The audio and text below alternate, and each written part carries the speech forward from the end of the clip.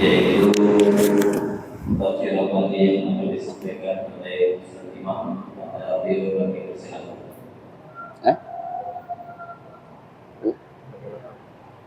Ini aja Bapak. Alah, malah ketutup dari mana?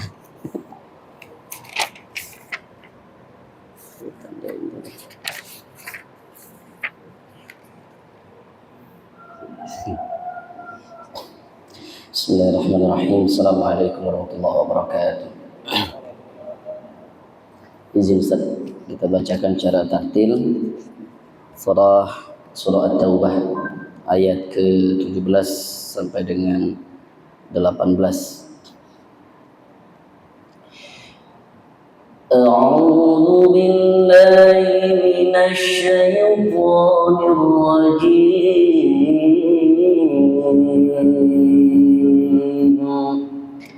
Bismillahirrahmanirrahim.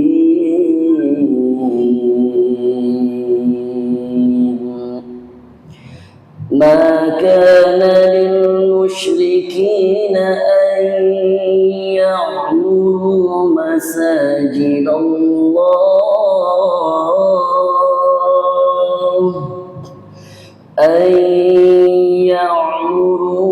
مساجد الله شاهدين على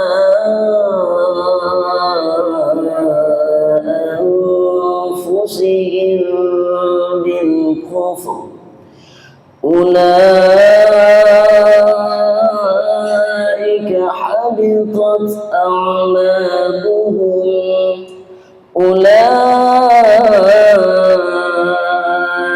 حبطت أعمالهم وفي النار هم خالدون إنما يعمر مساجد الله من آمن بالله واليوم الآخر إنما يعمر مساجد الله من آمن بالله واليوم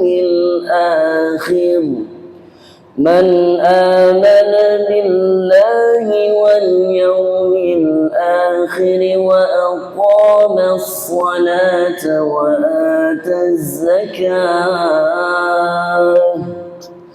وآتى الزكاة ولم يخش إلا الله فعسى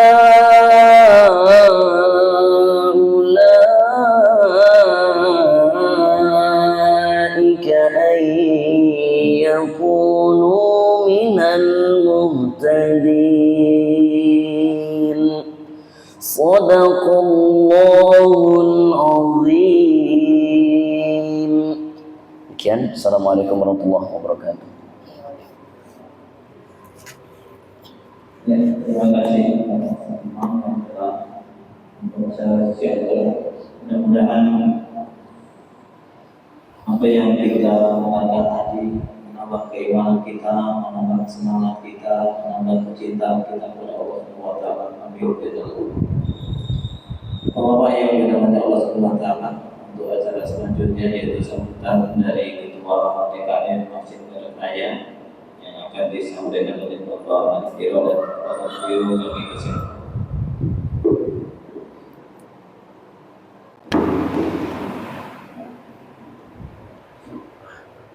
Bismillahirrahmanirrahim. Assalamualaikum warahmatullahi wabarakatuh. Alhamdulillahirabbil alamin. Puji syukur kepada Allah Subhanahu wa taala yang telah memberikan kita nikmat pada hari ini, yaitu nikmat kesempatan, nasihat dan nikmat waktu sehingga kita bisa hadir di sini dalam rangka mengikuti kegiatan atau acara pelatihan tentang Masjid Kopi Kastel, dan juga pada hari ini juga kita insya Allah untuk bersilaturahmi di antara masjid se-Salat Pasar. Tak lupa mari kita sama-sama curahkan kepada yang kita Nabi Muhammad SAW, kepada para keluarga, sahabat, dan kita penyerta yang nyaman. Yang kami hormati Ketua DKM Masjid Sejarah Pasar, kemudian yang kami hormati Ustaz Khalid Edinsi selaku narasumber, dan juga Ustaz Mustikno dan Bapak-bapak Ketua DKM dan pengurus Masjid Sejarah Pasar. Untuk itu kami atas nama DKM dan pengurus mengucapkan selamat datang di Masjid Darul Raya. Dalam kesempatan kali ini kami selaku pengurus DKM Masjid Darul Raya mengucapkan terima kasih atas kehadiran Bapak sekalian untuk bisa hadir di acara ini. Dan kami atas nama DKM Masjid Darul Raya sangat mengapresiasi kegiatan kita kali ini. Semoga apa yang nanti akan dimaterikan oleh narasumber kita bisa menjadi bahan untuk kemakmuran masjid yang ada di sekitar Desa Pasar. Untuk itu kami mengucapkan sekali lagi terima kasih yang sebesar-besarnya pada Bapak-Bapak sekalian yang hadir hari ini. Dan juga nanti kita juga ada silaturahmi diskusi. Semoga nanti diskusi kita nanti bisa membawa masjid-masjid yang ada di Sejarah Pasar benar-benar bermanfaat bagi jemaah dan warga di sekitarnya. Demikian yang kami lakukan. Sebelumnya maaf bila ada kekurangan dari segi fasilitas ataupun dari kesiapan kami. Wabillahi taufiq wal hidayah. Wassalamualaikum warahmatullahi wabarakatuh. Waalaikumsalam warahmatullahi wabarakatuh. Itu sudah kosong. Ini sih. Maksud Ya, terima kasih.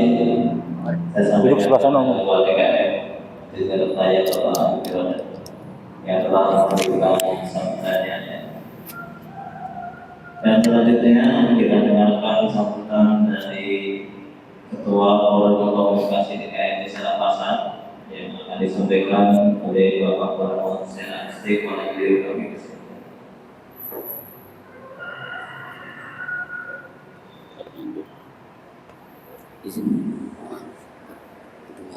Oh ya. Bismillahirrahmanirrahim. Assalamualaikum warahmatullahi wabarakatuh. Waalaikumsalam. Alhamdulillahirabbil alamin wassalatu wassalamu ala asrofil anbiya'i wa mursalin sayyidina Muhammadin wa ala alihi wa sahbihi ajmain. Amma ba'du. Rabbi shrah li sadri wa yassir li amri wa hlul 'uqdatam min lisani yafqahu qawli waj'alni waziran min ahli.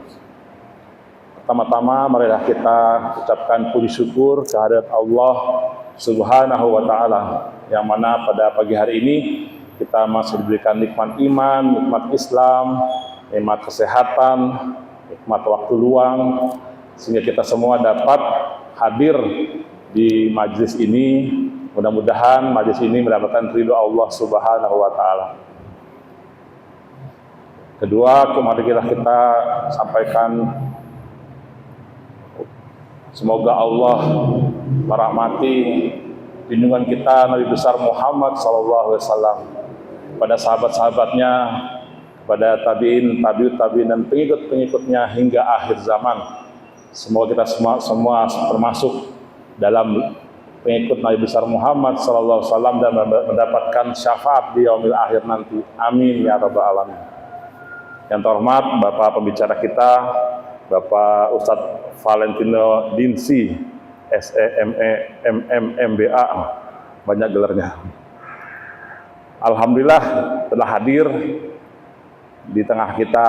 Kemudian kepada saudara-saudara kita, bapak-bapak pengurus masjid, teman-teman kita di lingkungan masjid di Salak Pasar, semoga kedatangannya membawa berkah kepada lingkungan kita semua dan diridhoi oleh Allah Subhanahu wa taala. Alhamdulillah, memang untuk suatu kebaikan memang susah gitu kan, banyak godaannya seperti itu. Demikian juga dalam kita menghadiri majelis ilmu, dalam kita untuk mendapatkan ridho Allah, itu pasti banyak godaannya. Ada kondangan, ada acara ini, ada acara itu, kan seperti itu. Tapi alhamdulillah kita ditakdirkan oleh Allah dari yang sekian banyak itu kita dapat hadir di majelis ini. Mudah-mudahan memang itu sudah garisan dari Allah. Mudah-mudahan kitalah yang terpilih oleh Allah yang mendapatkan ridhonya seperti itu. Jadi kita nggak usah khawatir, itu selalu di jalan dakwah seperti itu. Jadi tidak ada rasa putus asa, tidak ada rasa rendah. Tapi kitalah yang sedikit inilah yang dipilih, kan seperti itu. Kalau misalnya ya bukan artinya yang tidak hadir ke sana ya, tapi artinya memang seperti itu. Allah janji untuk memenuhi yang sebelah kiri kan gitu, tetapi tidak janji untuk memenuhi yang sebelah kanan seperti itu. Bahwa sebelah kanan adalah surga yang seluas langit dan bumi seperti itu. Mudah-mudahan kita semua selalu istiqomah di jalan Allah Subhanahu wa taala. Dan mudah-mudahan apa yang kita hadir ini membawa manfaat dan berguna bagi kegiatan di masjid-masjid di Cisalak Pasar ini. Demikian sambutan dari kami, mudah-mudahan kita semua mendapatkan ridho Allah Subhanahu wa taala. Amin amin ya rabbal alamin. Billahi taufiq wa hidayah. Wassalamualaikum warahmatullahi wabarakatuh. Waalaikumsalam. Nah, terima kasih sambutan yang disampaikan oleh Bapak. Alhamdulillah, hampir semua masjid hadir ya. Ada yang belum, ini ada dari Masjid Al-Tawbah, Masjid Al-Istiqomah, Masjid Al-Falah, Masjid Baitul Basir atau juga Masjid Gadung Raya, Masjid Al-Ikhlas, sama bulan kan ada. Alhamdulillah ya, hampir semuanya hadir ya. Mudah-mudahan apa nanti yang disampaikan oleh Ustaz kita bisa kita praktekkan di masing-masing. Jadi hari ini adalah pelatihan bagaimana kita merancang program masjid yang keren, yang menarik, yang mudah, yang disenangi jamaah gitu ya. Nah, kita mudah-mudahan kehadiran Ustaz kita yang memang hafalnya yang mengarang buku masjid kopi paste ya. Tadi ini berapa bulan? Ya. Bukunya lupa ya? Lupa bawa. Tapi bisa dipesan Ya. Itu ya, mudah-mudahan nanti kita bisa ngikutin acara ini dengan baik, fokus ya. Nanti ada saran dan diskusi juga. Dan langsung kita dengarkan materi yang akan disampaikan oleh guru kita Bapak Ustaz. Di sini pada nanti kami persilakan. Ya, terima kasih. Bismillahirrahmanirrahim. Assalamualaikum warahmatullahi wabarakatuh. Innal hamdalillah, alhamdulillah habbaba ilaina al-iman wa zayyanahu fi qulubina wa karraha ilaina al-kufru wal fusuq wal isyan. Asyhadu an la ilaha illallah wa asyhadu anna Muhammadan abduhu wa rasuluhu la nabiyya ba'da. Allahumma salli wa sallim ala habibina wa syafi'ina wa maulana Muhammad wa ala alihi wa ashabihi man tabi'ahum bi ihsanin ila yaumil amma ba'd. Bapak-bapak yang dirahmati Allah, tadi sekilas ngomong sama Pak Tikno sebelum mulai. Jadi saya merubah pola materi saya.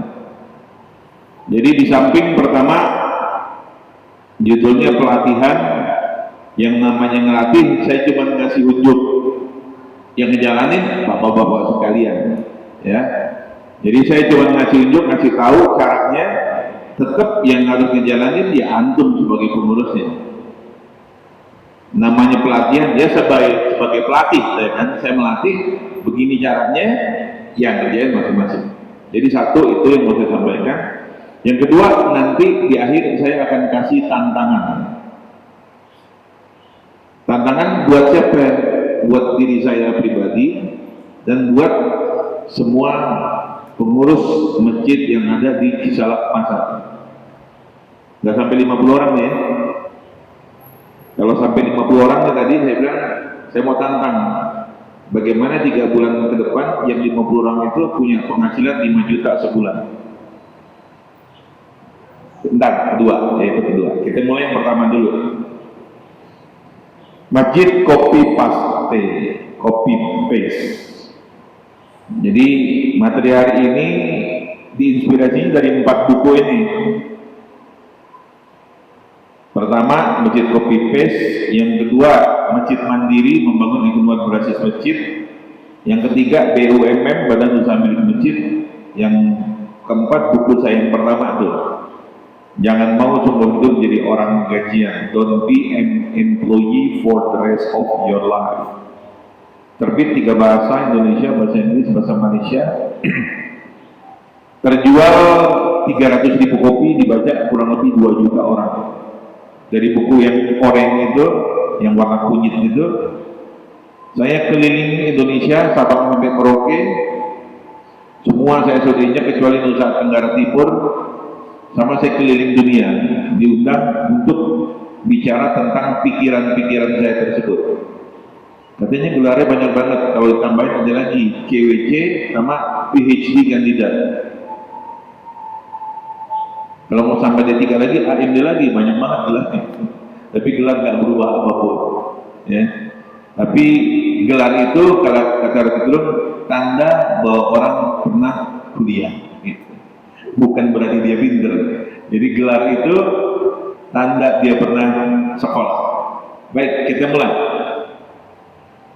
Pertama, mengapa saya menulis buku Masjid Copy Paste? Ada beberapa alasan. Yang pertama, saya pernah mati 6 jam. Jadi kalau saya buka nih baju saya kasih lihat nih bapak-bapak, ini karena laki-laki semua. Ini ada resleting nih. Ini tulang rusuk paling atas. Digergaji sampai tulang rusuk paling bawah. Digergaji Pak, digergaji tulang rusuknya putus semua, tes.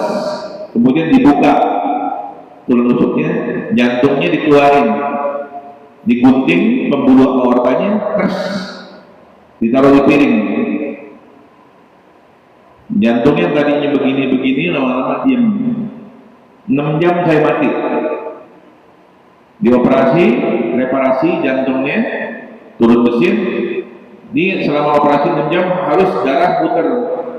Yang digunting pembuluh darah aortanya dicolokin pakai mesin pompa darah. 6 jam saya mati.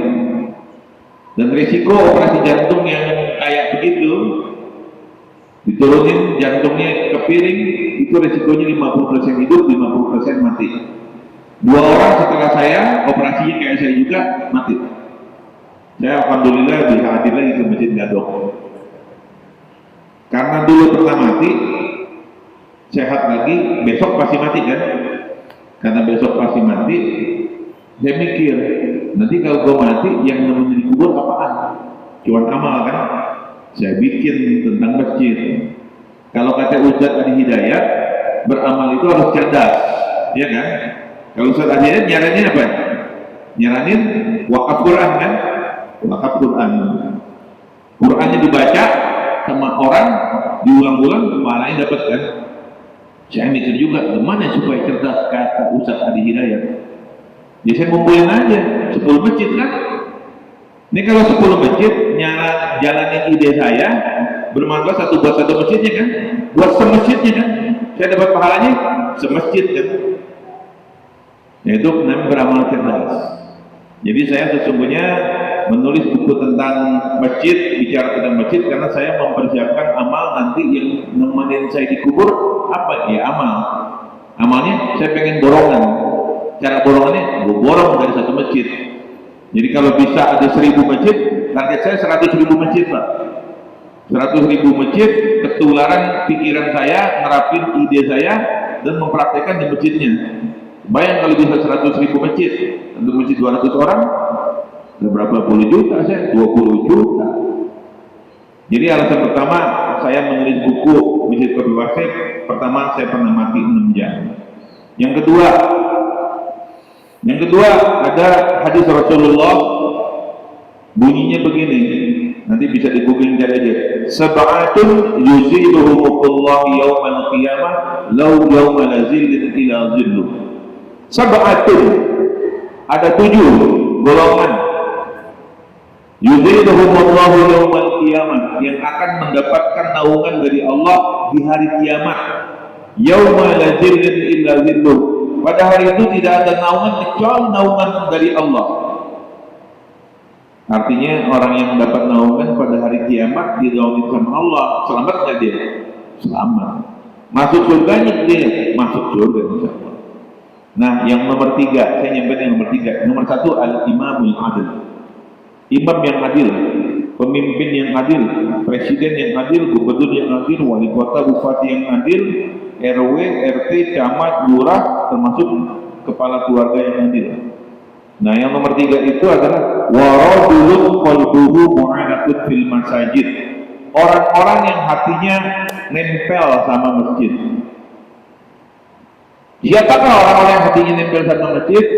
DKM masjid, imam masjid, marbot masjid, muazin masjid, ustadz masjid, donatur masjid, jamaah masjid, atau orang-orang seperti saya yang mikirin bagaimana supaya masjid ini maju, bagaimana supaya masjid itu berkembang, bagaimana supaya masjid itu makmur.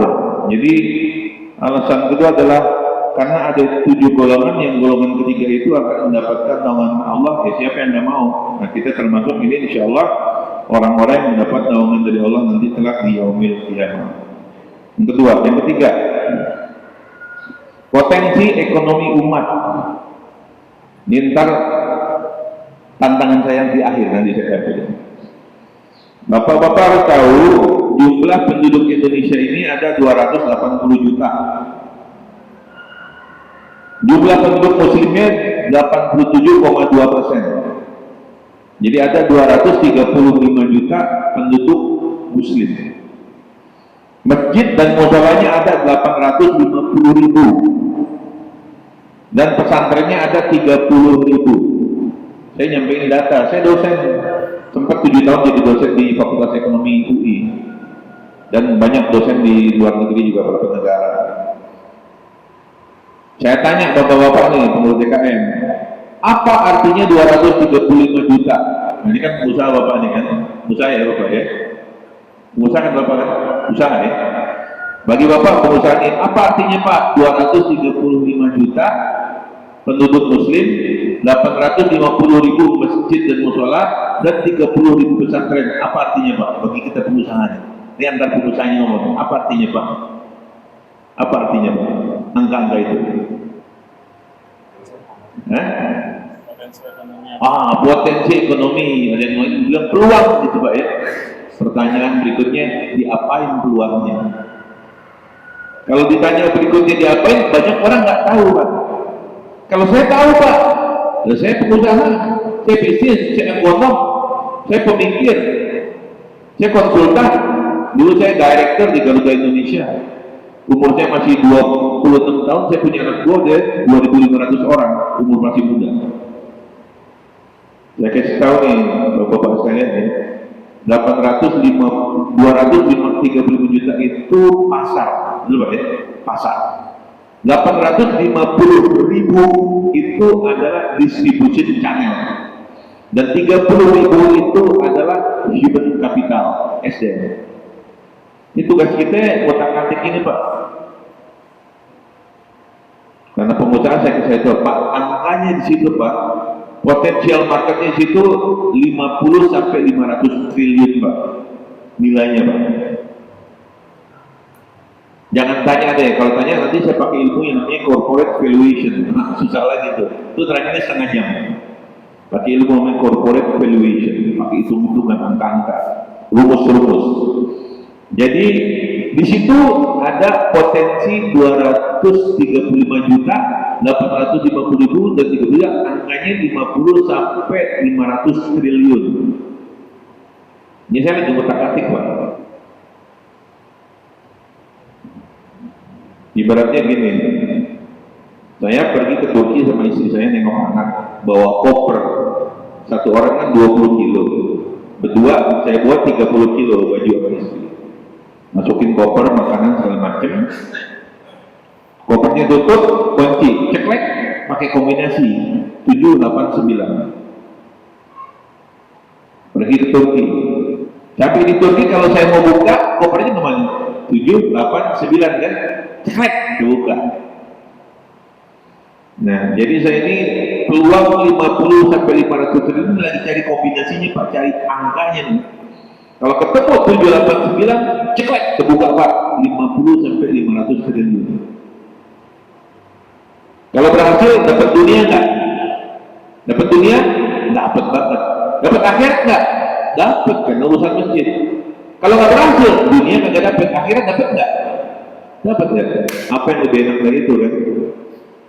Murid-murid saya Pak, yang tahu ilmu ini, nyawarin karpet Pak, jualan karpet Pak, jualan karpet setahun dapat 7 miliar.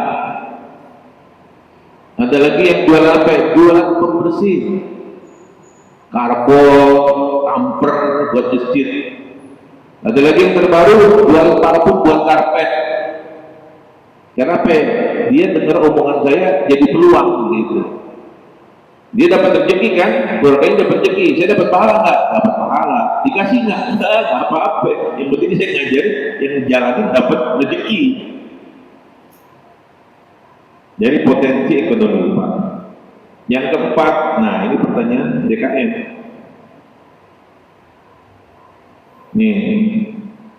Ini buku saya 2 Pak, udah terbit, betul, 375 halaman sampai 450 halaman. Yang Masjid Mandiri itu 375 halaman, yang BUMN itu 400 halaman. Orang Indonesia nggak suka baca.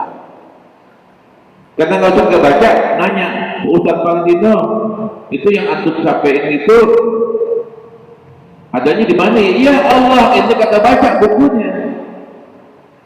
Karena Pak, di buku itu saya sudah tulis semua, cuma karena tebel orang Indonesia udah jiper duluan. Lihat bukunya udah jiper. Wah, tebal banget kan, 400 halaman. Wah, tebal banget kan, 375. Malas baca karena Indonesia masyarakatnya minim literasi. Karena nanya juga, padahal di buku itu udah ada semua. Saya bikin yang ini, yang gampang ringkasannya aja. Cuma 100-an halaman, 133. Dan langsung to the point, nggak pakai basa-basi. Jadi saya tahu betul, ya, masjid-masjid di Indonesia itu banyak pengurus masjid pingin bikin inovasi, tapi nggak punya ide, nggak punya referensi. Nah, buku ini hadir untuk menjawab kebutuhan tersebut. Jangan tanya lagi. Jadi jangan setelah udah buku ini masih tanya lagi. Ustaz gimana? Lo baca aja. Tipis. Kita mulai kan? Jadi buku ini dirancang ya untuk membantu tinggal tidur aja.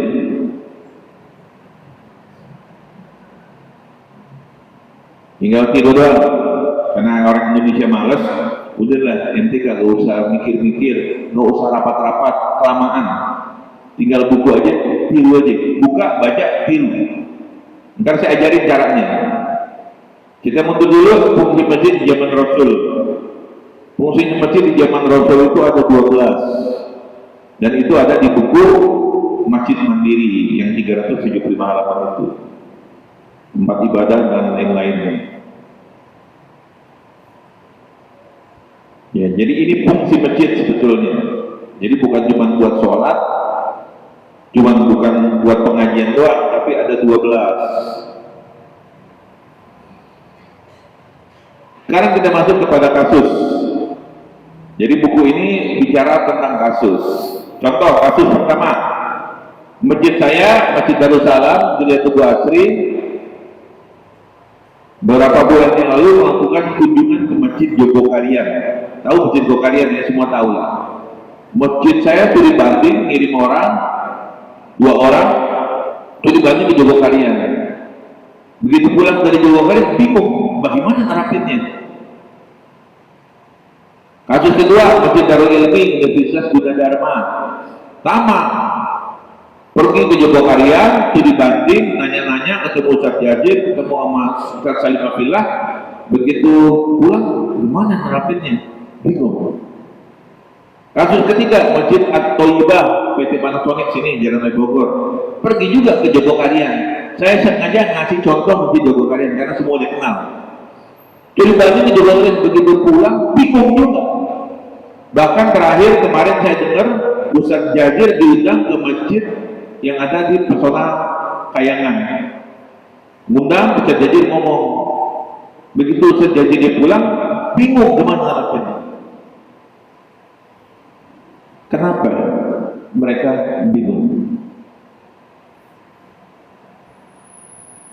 Kenapa mereka bingung?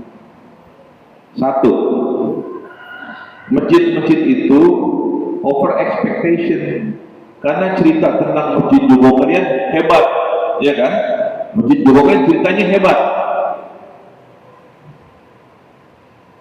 Mereka bingung nerapinnya. Masjid Jogokarian itu didirikan tahun 1965, Pak. Jadi mereka pikir, wah ini hebat masjid ini, begitu tidak, wah cuma segini, gitu. Ceritanya hebat. Saya tanya, Masjid Jogokarian saldonya 0 kan? Kan yang kita tahu saldonya 0. Ceritanya kan begitu. Ini masjid ini bisa nggak saldonya 0? Bisa nggak saldonya 0? Ini masjid saldonya 0 bisa nggak? Mati listriknya. Kagak ada yang ajan, kotor WC-nya, marbotnya nggak digaji, iya kan? Masjid Jogokarian bisa nggak? 0, bisa. Tapi ente nggak tahu yang 0 itu saldo yang mana? Yang 0 itu saldo kenceng yang berjalan, Pak. Jogokarian punya hotel, punya deposito miliaran, punya bisnis, nggak mungkin saldonya 0. Yang 0 itu saldo yang kenceng jalan. Paham ya? Jadi ente banyak orang nggak tahu tentang kondisi Jogokarian. Kenapa mereka bingung? Yang kedua sebabnya karena salah tempat studi banding. Masjid saya Masjid Jogo GTA, masjid apa tuh? Masjid apa? Masjid komplek. Betul ya, masjid komplek ya? Karena di komplek Jogokarian masjid apa? Masjid kampung, Pak. Di kampung Jogokarian. Jadi masjid komplek studi banding ini ke masjid kampung. Salah tempat nggak? Salah tempat. Harusnya masjid Jogo GTA kalau mau studi banding ke masjid komplek juga kan? Masjid apa?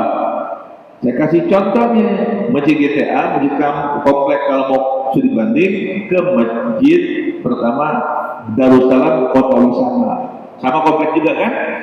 Kemana lagi? Pergi ke masjid Pondok Indah, masjid perumahan juga. Pergi kemana?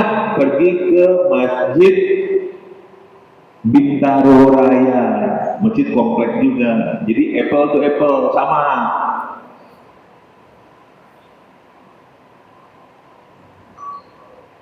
Kedua, Masjid Darul Ilmi.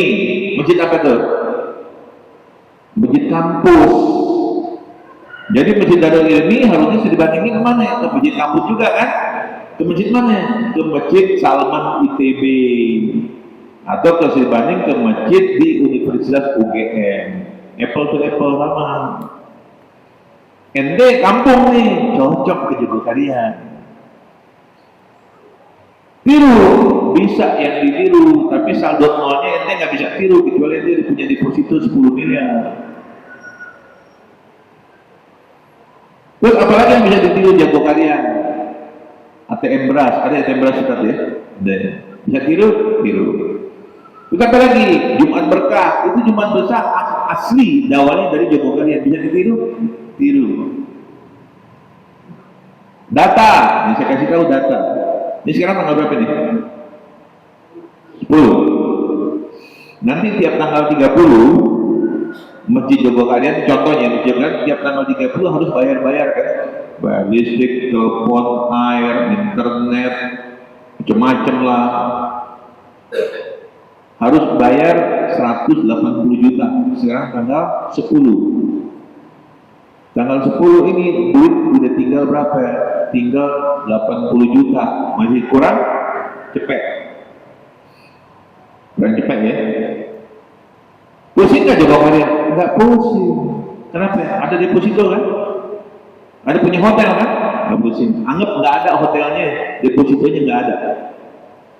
Pusing nggak? Enggak. Jadi broker tuh sekarang tanggal 10, masih 20 hari aja kan. Katakan sekarang udah tanggal 28, 2 hari lagi harus bayar 180 juta pengeluaran, cuma ada duit katakan 20 juta, kurang 120 juta, 2 hari lagi. Apa yang akan jaga? Jogo kan cuma WA Pak. Dia punya database donatur. Sekarang tanggal 28 posisi keuangan kita hanya ada 20 juta. 2 hari ke depan kita harus bayar ini rinciannya 180 juta kurang 60 juta. Kepada para donatur dimohon untuk bantuannya. Zakatnya sudah pencet cing. 2 hari penuh Pak, 2 hari. Jadi database donatur bisa ditiru? Tiru, paham ya? Bisa sambil jalan yang ini. Ya, jadi database. Ntar di akhir saya tantang. Paham ya? Gitu ya. Kalau klasifikasi masjid, ini dulu nih. Dulu pemerintah bikin masjid itu ada masjid negara, masjid nasional, masjid raya, masjid agung, masjid besar, masjid jami. Ini masjid jami yang dipakai buat sholat Jumat, ya kan? Gara-gara definisi ini yang menurut saya ini salah. Jadi masjid kita kagak berkembang. Itu cuma pakai stempel doang, makanya saya jadi pemikir masjid ini. Kenapa? Saya pengen pahala. Saya ngasih ilmu, saya bikin definisi Pak. Jadi definisi barunya menurut BUMN itu badan usaha milik masjid. Masjid perumahan atau komplek. Masjid perkampungan adanya di kampung. Masjid perkantoran, masjid kampus, masjid rest area, masjid pesantren, masjid wisata pegunungan, dan masjid wisata pantai. Jadi ada 8 juga. Jadi kita mengklasifikasikan masjid itu berdasarkan di mana dia berada, bukan di kota apa dia berada. Begitu di kota apa kita bingung, masjid jami, oh semuanya masjid jami. Tapi ini jami kampung sama jami kompleks beda kan? Sehingga masjid jami kompleks begitu pergi ke kampung nggak bisa niru, beda. Apalagi masjid jami kompleks pergi ke daerah pantai lain. Orangnya lain, programnya lain, bisnisnya lain, nggak bisa ditiru, nggak apple to apple. Berarti apple to apple maksudnya sebanding sama ya. Ini 18 ekonomi dan bisnis berbasis masjid serta penerapan di masjid. Ini udah ada semuanya. Jadi di buku Masjid Kopi Pate saya tulisin Pak, masjid yang ada kantinnya atau penyesarannya masjid apa aja. Gitu. Masjid yang ada tower bersamanya nomor 16 itu masjid apa aja. Masjid yang ada ATM centernya masjid apa aja. Jadi maksudnya begini Pak, saya riset Pak, saya cari. Jadi di masjid itu ada bisnis apa aja sih? Belum tentu Bapak bisa niru, gitu kan? Contoh, kita pergi masjid rumah saya nih, dia tuh asli, komplek kan? Kemudian dia bikin ATM Pak, mesin ATM. Wah ini komplek, bikin ATM gitu.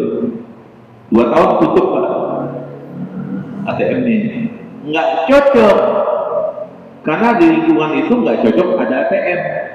Karena sepanjang RTM itu ada Indomaret, Alfamart, yang di Alfamart Indomaret ada ATM-nya. Contoh, di Cut Mutia tahu ya? Itu kan banyak perumahan Pak, perumahan banyak. Cocok nggak bikin ATM di situ? Cocok bikin ATM di situ. Satu ATM 300 juta setahun Pak penghasilannya.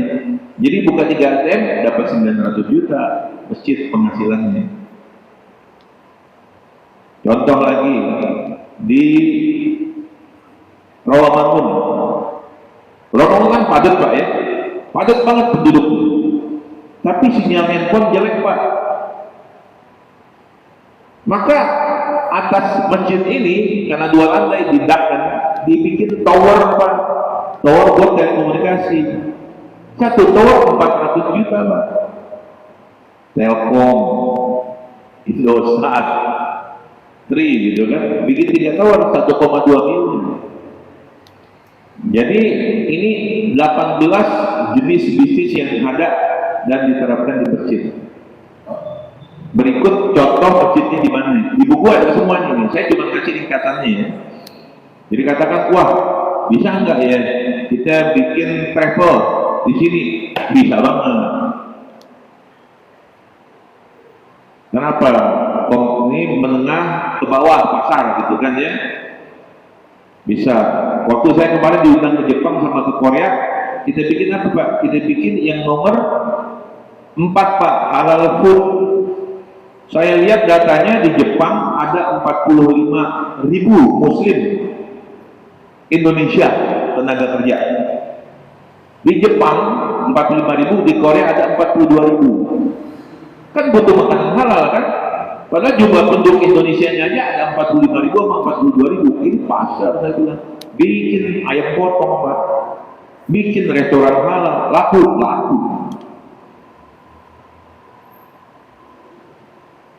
Jadi ini 18 ini sudah ada dan sudah dijalankan di masjid-masjid.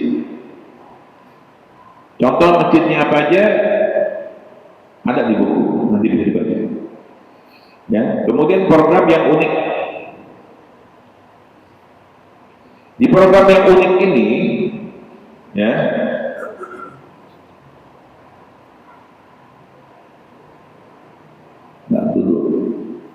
nih, tuh, udah saya bikinin 100 program unik buat masjid. Gak usah mikir, baca aja, tiru. Kata lihat, kelas memasak, bisa nggak dibikin kelas masak sini? Oh bisa. Bisa nggak bapaknya penghasilannya katakan gajinya cuma 3 juta, anaknya 5, pasti duitnya kurang. Bagaimana kita ngajarin ibu-ibunya juga punya penghasilan? Bisa nggak? Bisa banget. Ya kasih contoh. Saya siaran di radio Rasil. Lagi siaran ada yang tanya, Pak Ustadz, saya Ibu Tati Pak Ustadz, saya pengen bisnis Pak Ustadz, tapi saya bingung mau bisnis apa. Kalau suami saya mah bikin ikan Pak, dia suka masak, kata orang ikan bakarnya enak. Saya cuma dengar kayak gitu tuh. Dia bilang, Bu, Bapak kalau bakar ikan berapa biji? 2 Pak Ustadz, besok bakarnya 5 ya. Wah banyak amat, kan katanya mau bisnis. Dan kata orang, ikan bakar suami ibu enak. Kalau orang yang bilang, kata orang, ikan bakar suami saya enak, berarti orang lain yang nilai nih Pak, bukan bininya kan. Kalau bini biasa makan, ini yang ngomong orang lain, enak, bisa dijual nggak? Bisa. Bikin 5 Bu, 2 buat makan, 3 buat dijual. Yang penting udah dapat dulu dia ide, ini bisa dijual. Saya ajarin caranya. Nah, caranya begini sekarang Bu. Udah ibu bakar, ibu punya piring plate nggak? Tahu plate? Piring yang lonjong panjang itu, agak gede panjang, ya plate namanya itu. Kalau ibu nggak punya, ibu pinjem sama tetangganya. Saya ajarin caranya Pak. Ini lagi siaran radio nih. Saya ajarin, ibu pinjem plate-nya, ibu plating 2 biji ikannya, taruh 2 Bu, ibu hias pakai selada, pakai tomat, pakai ketimun. Kalau nggak ngerti cara bikin ngehiasnya, buka YouTube cara menghias plating. Buka, udah tiru kan Pak? Cek. Piring, atasnya ada ikannya, ada hiasannya, cakep kan? Bagaimana cara menjualnya? Foto dulu. Nyara foto ibu, saya bilang, ibu buka Google, buka YouTube. Cara memfoto dengan handphone. Taruh kertas putih di bawahnya, kertas putih sampingnya, pegangin, kertas putih depannya, potret pakai handphone. Cek, bagus kan? Dia kue bagus. Udah bagus, ikan udah ada, foto udah ada, tinggal jual kan? Jangan jualnya lewat WA, lama. Kalau jual WA ke tetangga-tetangga kan, jual tetangganya kagak mampu juga, nggak mampu beli juga. Saya bilang selanjutnya, ibu gabung ke GoFood, gabung ke GrabFood, gabung ke Shopee Food. Caranya buka Google, tanya cara bergabung ke GoFood, GrabFood, Shopee Food. Udah ikutin, masang, cek. Udah kita dari situ.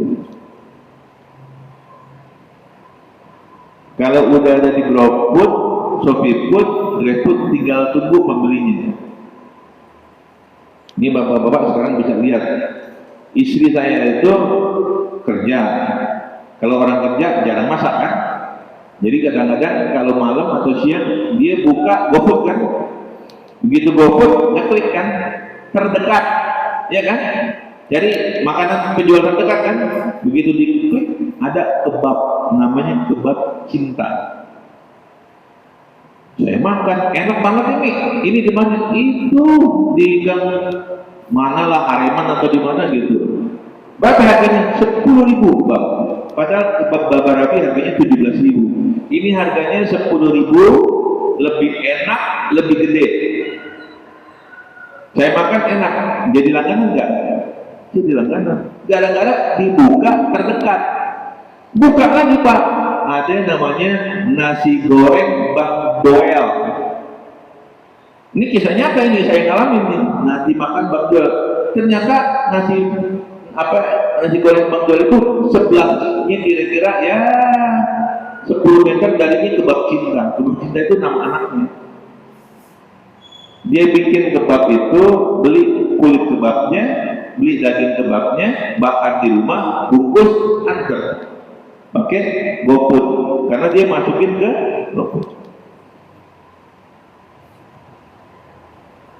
Sekarang dua orang itu yang saya cerita, Bang Doel udah punya rumah sendiri, tingkat rumahnya, bukan nasi goreng. Kebab cinta ini udah pindah ke rumah yang lebih gede lagi. Rumahnya dijual ke Bang Doel. Ke Bang Doel. Jadi hal-hal yang kayak begitu, ya. Kita bisa, istri-istri kita, ibu-ibu kita itu punya jadi pengusaha. Kadang-kadang dia usaha karena bukan dia bisa, karena suaminya kan. Bisa nggak kalau kita buat tetangga kita makanannya enak nih, kerjasama aja sama dia. Kan bisa begitu kan? Itu kan. Jangan lanjut lagi Bang.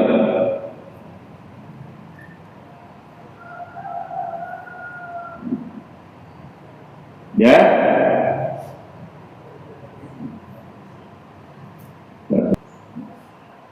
Unik nih, saldo 0,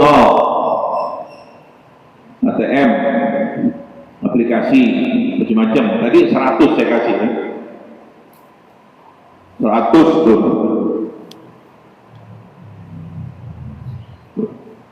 100 Pak.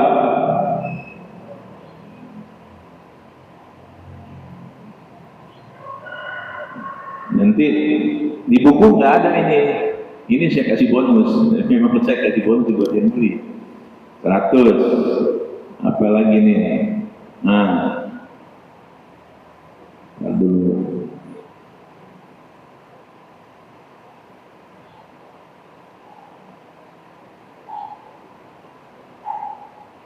Nah nanti ada lagi, ada 65 lagi, ada 60 ditambah di samping 100 program unik, ada lagi 65, ada jadi ada 165. Tinggal baca doang, ya. Gak usah mikir lagi.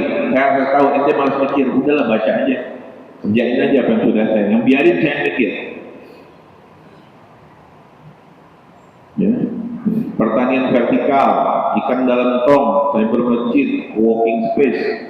Ini di Geria ada bekas lapangan, bekas masjid pengganti waktu itu renovasi dibikin. Jadi bangunan rencananya 2 lantai, itu ada fitness, ada kafe dan segala macam, walking space macam-macam. Ya. Jadi ada 165 program. Kalian masuk bagaimana cara menggunakan buku ini? Komponen semuanya disampaikan. Sekarang bagaimana cara menggunakan buku ini di masjid? Pertama, lihat, baca ke-8 jenis masjidnya.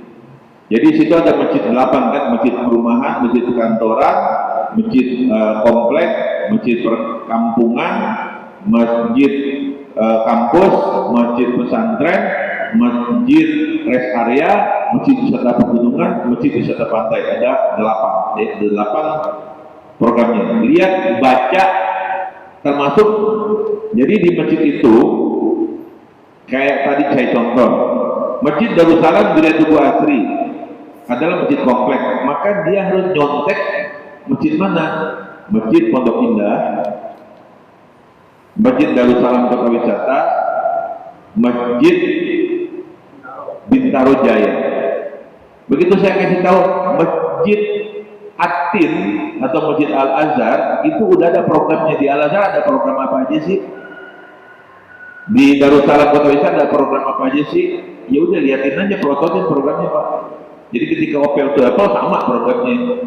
Nyontek silakan contek. Tapi tambah kurang kan gitu ya, nggak bisa 100%. Kalau 100% ya Bapak kayak masjid saya deh kayak kota wisata kan. Tapi begitu ambil kok tambahin ini nih, kurangin ini nih, tambahin itu jadi lain tuh. Ya. Yang kedua, tentukan masjid Bapak maksud apa? Oh ini masjid kampung. Masjid kampung contohnya apa aja? Nanti silakan dilihat di situ. Ada masjid kampungnya, masjid ini, programnya ini. Dan tiap masjid itu ada programnya. Yang ketiga,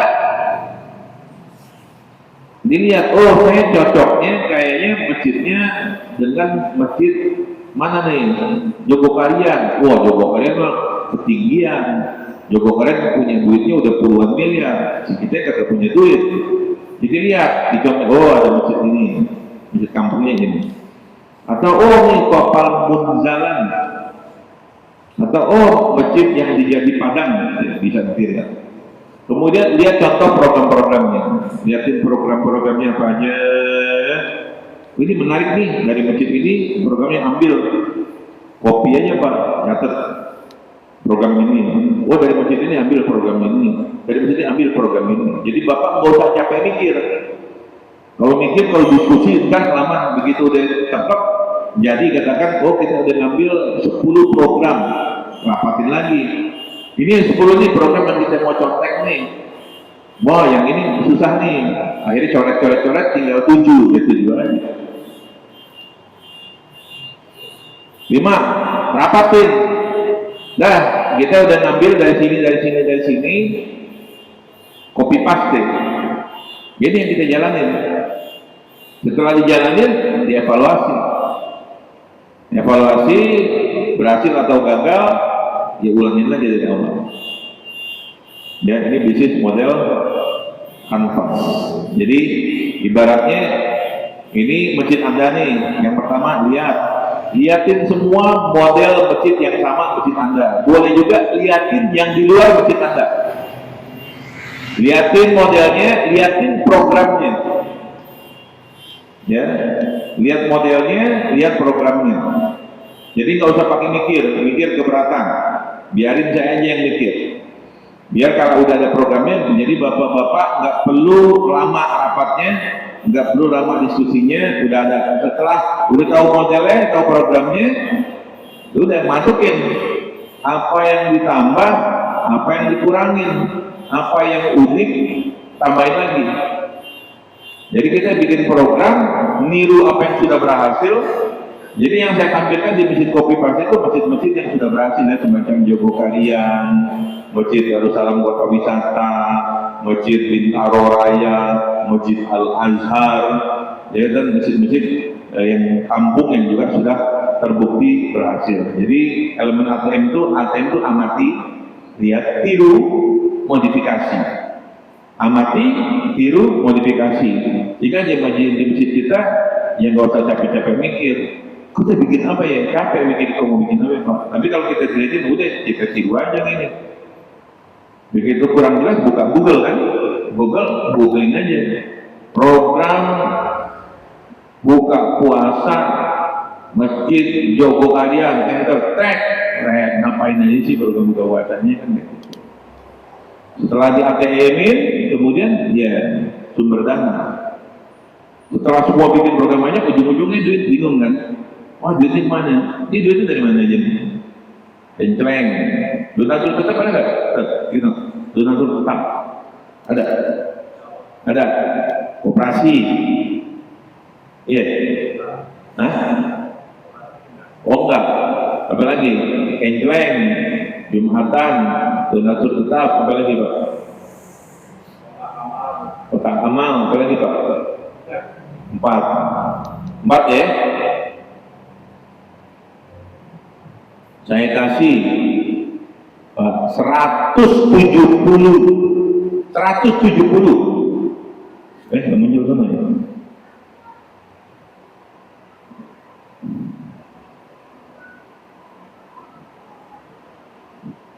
Halo.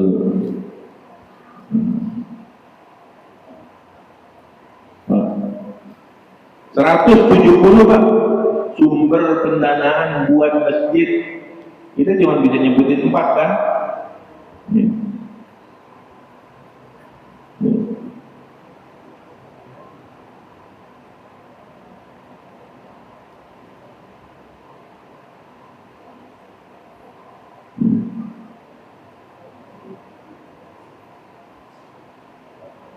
Nah, 170 semuanya Pak.